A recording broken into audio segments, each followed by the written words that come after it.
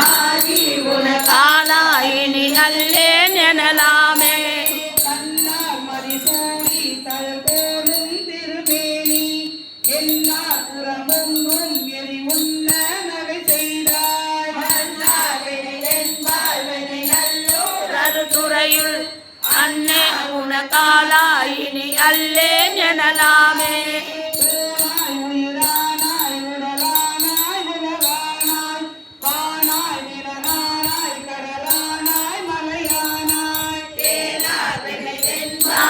Nallur அருதுறையுள்